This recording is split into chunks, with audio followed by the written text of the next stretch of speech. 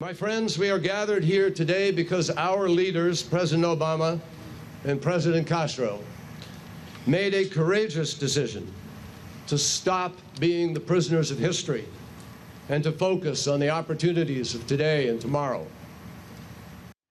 And that was Secretary of State John Kerry at the flag raising for the newly opened U.S. Embassy in Havana, Cuba, Friday morning. The U.S. flag was raised by the same Marines who lowered it in 1961. And Secretary Kerry is the first person in his position to visit Havana from the United States since 1945. Joining us now to discuss the significance of today's events is WSJ U.S. editor Glenn Hall. Glenn, thanks so much for being with us. Just how symbolic is this moment, not only for U.S.-Cuban relations, but for the Obama administration? It's definitely symbolic more than anything right now. This is the beginning of normalization that we're in, and there's a lot of work that's going to have to be done before relations are really back to where they used to be when that flag came down. Well, I have to say that today, for Cuban Americans like myself, is a particularly emotional day, and those emotions run on all sides of the spectrum here, and the strong emotions both favoring normalization and opposing it. And you can see that as well reflected by so many of our leaders. We have, Senator Marco Rubio coming out against it.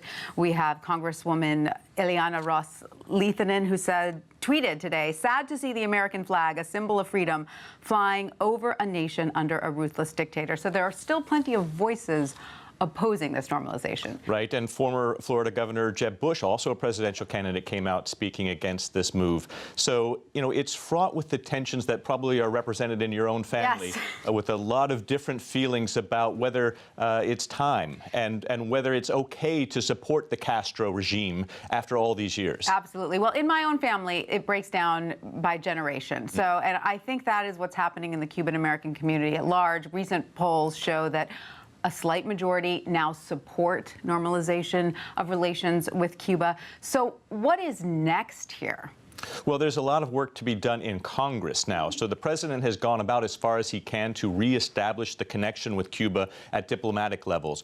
But the trade embargoes, the travel restrictions, and all of those things need to be changed by Congress. And there's mixed level of support there, Yes. and probably not enough support yet. Well, according to some of the most recent polls, it's my understanding that about 59% of Republicans even favor ending the trade and the tourism embargoes?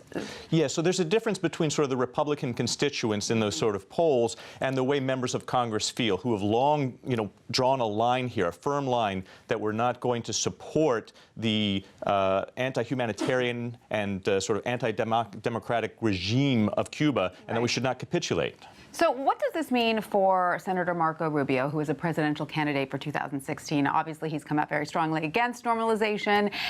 But does he stand to gain any political traction by making this a big issue, since it does seem to be popular? This move seems to be popular with the American public.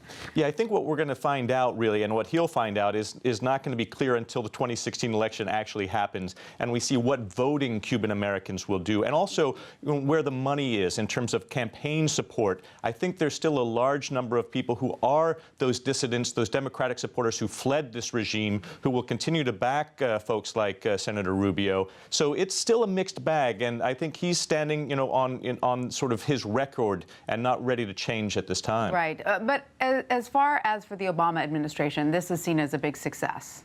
Yes. President Obama has been trying to establish his legacy on many different fronts, and one of them normalizing relationships with Cuba, and all part of his grand foreign policy of sort of rapprochement in a lot of different sectors. All right, Glenn Hall, thank you so much for all of that.